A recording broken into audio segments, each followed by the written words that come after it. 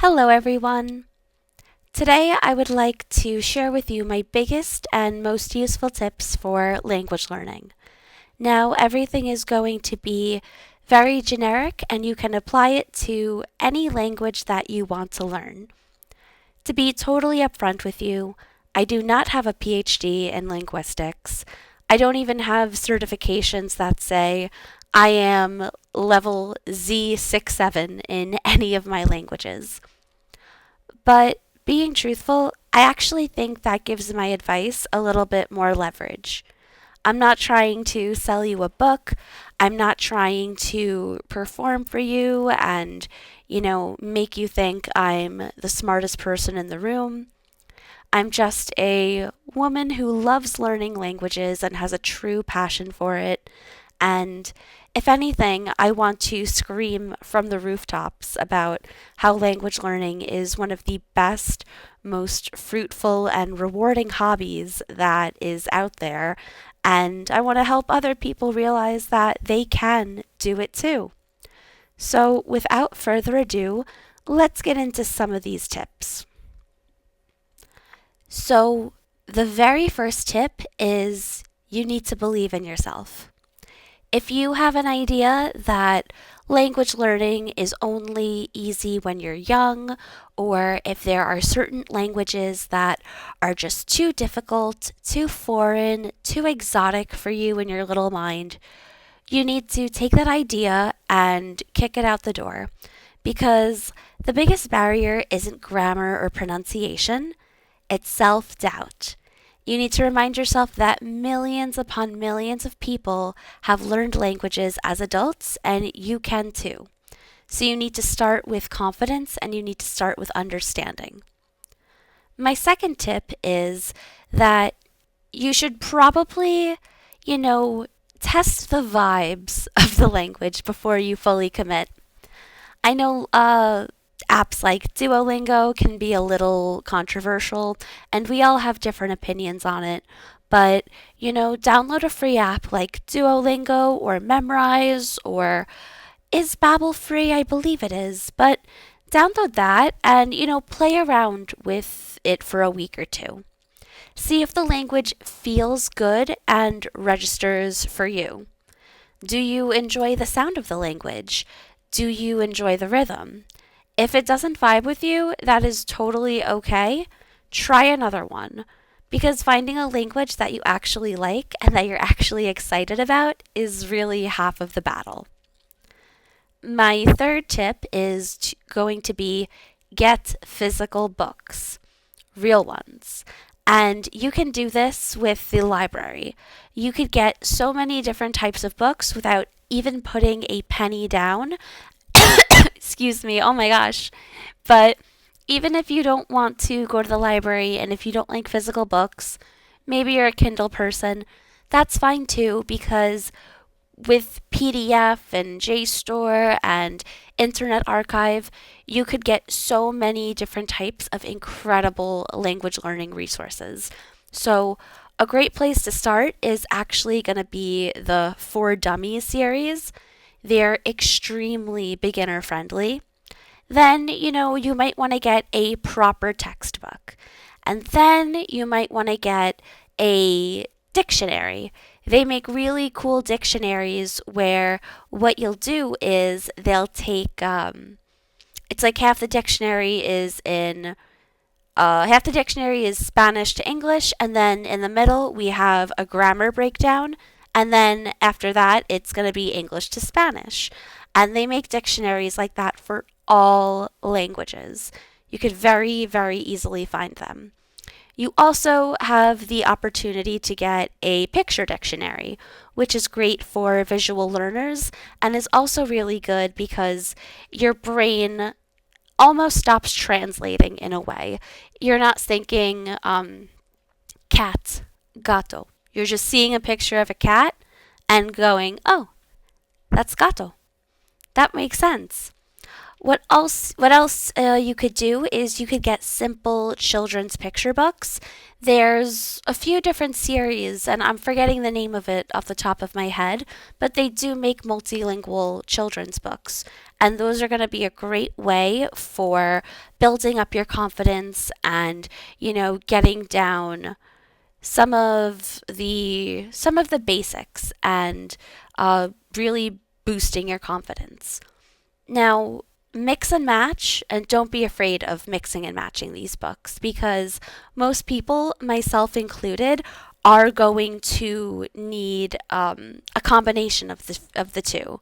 And once you really get into it, you're going to find different books that are really fascinating.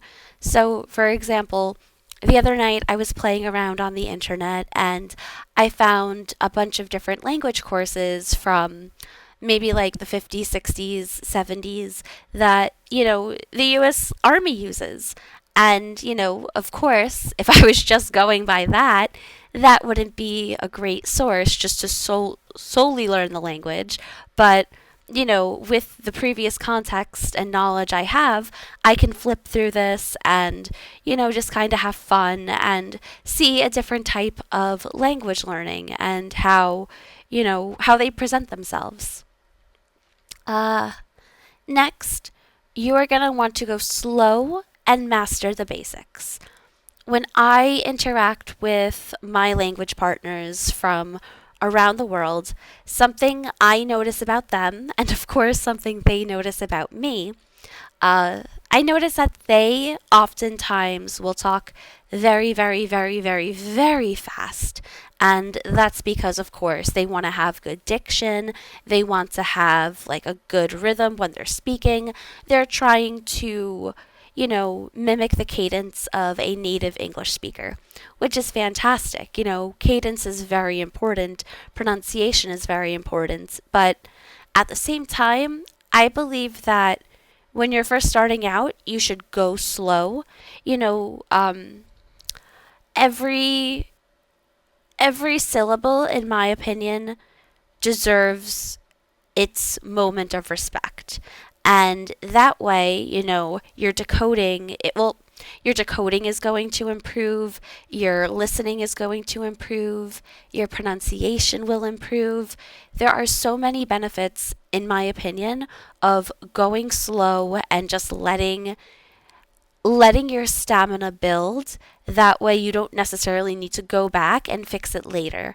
Because, I know it's so tempting and alluring to buy or read one of those like phrase books or like essential German, essential French.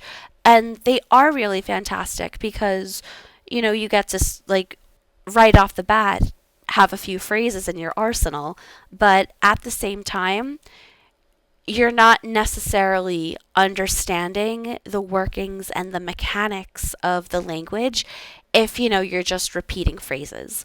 When it comes to you trying to create your own sentences, you're going to struggle and you're going to truthfully just have that deer in headlights look, which is not very fun. And so, along with going slow, really, really focus on verbs because verbs are the engine of every sentence. Once you understand conjugation, tenses, sentence structure, you're going to be able to naturally create your own sentences and you're going to be able to volley in a way that you wouldn't necessarily be able to before. And also, uh, there's a program called Anki, which is fantastic. They do spaced repetition. If you are on a computer, it is free. I believe you might have to pay for the app on your phone, which is a little odd, but hey, whatever. But that's a really great way to help you memorize actual words.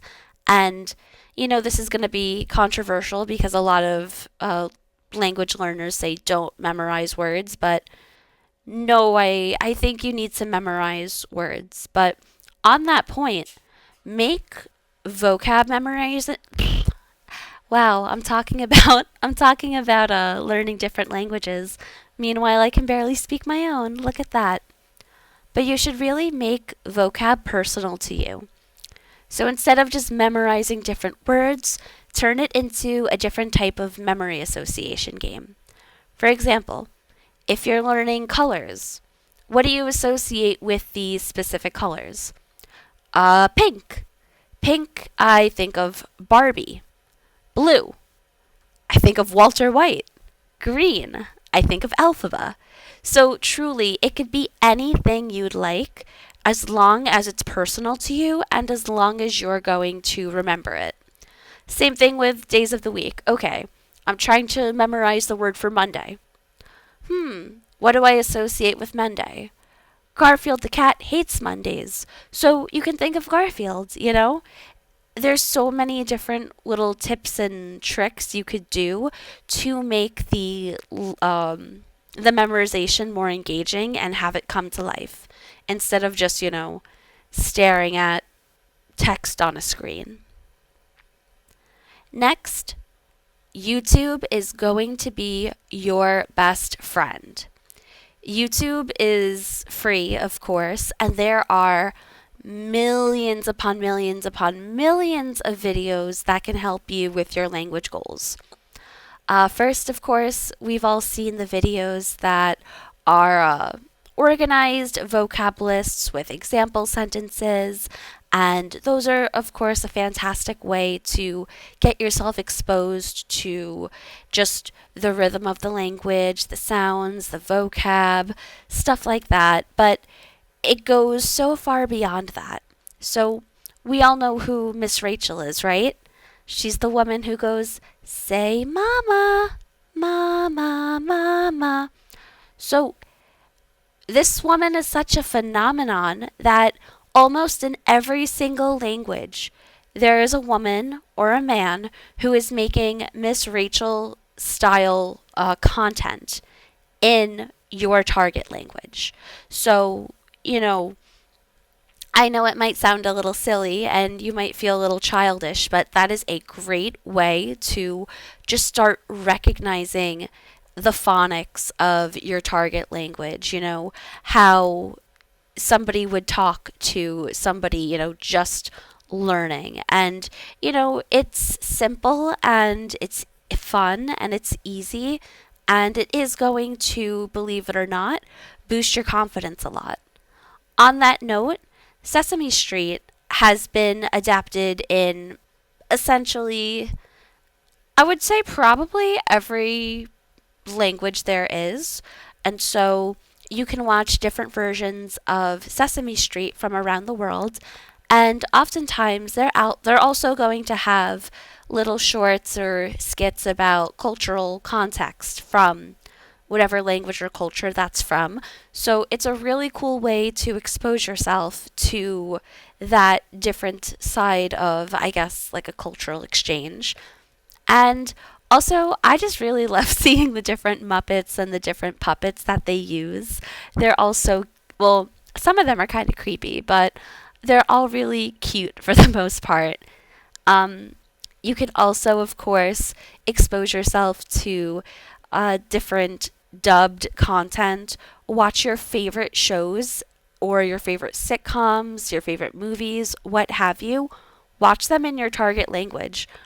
I have watched The Amazing Digital Circus so many times in Russian, in Spanish, in German, and French.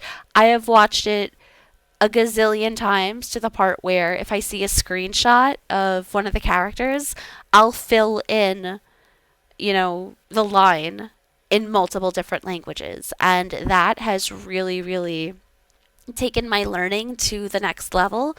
And it's just so much fun. I get a lot of enjoyment out of it. And if you think that's silly, maybe you don't want to watch, an American show or an American cartoon in your target language. You'd rather just cut out the middleman and watch something from that specific language or and culture. You can totally do that too. There are so many adorable little cartoons and shows from all over the world that you can find on YouTube. Me personally, I have absolutely fallen in love with Soviet era animation. Cheburashka is like just the cutest little thing I've ever seen. I think about him every day of my life, and I think he's what people think Baby Yoda is, and I will die on that hill, and I will not apologize for it. And then also, there are vacation blogs, there are streamers, there are video game YouTubers, political YouTubers in all languages. Um, what are your interests? Do you like anime? People all over the world like anime. You could watch somebody react to your favorite anime in your target language, which is super cool because, if they're a streamer, oftentimes they'll have parts of the show in the little, like in a little box, thumbnail, whatever it's called. And so you can hear their version of the show, and you also get a real life native speaker reacting to it and talking about it. The same can be said about sports, politics, fashion, makeup, whatever you are interested in, somebody else in the world is interested in that. So you have so many options to really expand your your learning repertoire. It's really fantastic. What you can also do is you can download an extension. The one I use is Language Reactor, and there's a few others, but I just really like Language Reactor, and it's going to give you dual subtitles. So you'll have the English, and then you'll have your target language. And what's really neat is that you can download the transcript. So A, you could follow along, and then B, you can read it later, and you could highlight and mark up any words or sentences that you don't know, and that way you just have it in your back pocket. So you can always kind of like go back and look to it later. Yeah, that's a good idea. I really like doing that. And oh my gosh, I know I kind of mentioned it before, but political debates, those are very fun to watch. Like, there's something, and Lord forgive me for saying this, but um, there's something very funny about, you know, watching two Russian men have a debate on, you know, whether ICE, um, immigrations and custom enforcement is, valid uh, in America. There's something very funny about, watching a French news program dissect uh, the circus that is American politics. I can only really compare it to uh, what's that thing in Rick and Morty? Like intergalactic radio or whatever the thing is that Rick uses. That's what it feels like. And then next, you're going to want to immerse yourself in real life language. So, what do I mean when I say that? Use X or Twitter or Blue Sky or TikTok, whatever, to lurk or interact with people who speak your target language. I love doing this. This is one of my favorite little hobbies. Just, going on Twitter and seeing the memes, seeing the debates, seeing the arguments, seeing people, fan out over a bunch of different things in the target language because you're going to see firsthand how a native would express themselves in writing, and you're going to see what how slang is used, how people talk casually, and, how they would phrase certain things. Because, of course, real life is not a textbook, and even natives, switch it up. I feel like a lot of times to learn a language, you kind of need, like, a textbook understanding of the language. And then once you have that, that's when the real learning will actually begin because it's just like you unlocked a totally new layer. What else is there? Hmm. Then also, of course, there are so many different apps you can download. There's HelloTalk, there's italki, where there are so many people who are so excited to, exchange their language, exchange their culture, exchange their skills, and they're excited to practice. You should be excited to practice, and it's really neat to have conversations with people from all over the world. So I absolutely love that. It's really awesome. You never know who you're going to meet, who you're going to interact with. Um, yeah, I've met some pretty interesting people on there. So definitely check it out. And then my final tip is give yourself lots of grace. And also, don't underestimate the person who you're speaking with. Don't assume that, basically, just don't assume that they're stupid. I'm going to be mean for a moment. So, I was watching a Russian language YouTuber months ago, and I'm not sure what his I'm not sure what his native language was, but he learned Russian and he makes a lot of Russian content. And he was talking about how he had a Russian neighbor at one point and he was speaking Russian with his neighbor and the guy was like, oh, "I said druzia and not struzemi." And I was so embarrassed and he was staring at me and like, okay, I'm going to be very mean for a minute. Do you seriously think that your neighbor is so dumb and so rigid that if he hears an incorrect grammar sentence, like, do you think he's going to spontaneously combust or something? I mean, it would be kind of funny if he did, and that would probably be like a pretty good concept for like an Adult Swim show. But no, come on. People are smart. People can pick up, even if you make a mistake, people can use the context clues to understand what you meant. And, in my experiences, they're not going to belittle you and they're not going to be mean and, they're not going to slap you across the face because you made a mistake. If anything, they might just like smile and kindly correct you. But people are just really impressed that you are interested in their language and their culture in the first place. So please, like as an American, I'm an American and I interact with people who their first language is not English. And when they make a grammatical mistake, like, I don't melt like I'm the Wicked Witch of the West. I just, you know, I understand intuitively what they're trying to say. And, like, the communication is still received, and I can still make a connection with that person. So there's no need to belittle yourself. There's no need to be a perfectionist. I promise you will get there in good time. And you just need to keep on trying and you just need to keep on doing it. So, those are my main language learning tips. Uh, Please let me know what you agree with, what you disagree with.